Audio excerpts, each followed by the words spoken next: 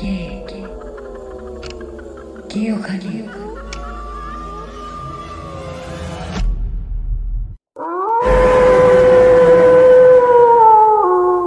ভূত অফিসিয়াল।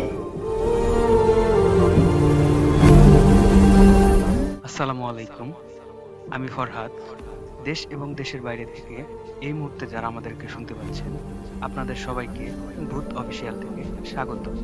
ভূত অফিসিয়ালে আমরা তুলে ধরি মানুষের জীবনের ঘটে যাওয়া ভৌতিক, রহস্যময় আর আত্মাধিক ঘটনা, যা শুনলে আপনার শরীর, মন হিম হয়ে যাবে।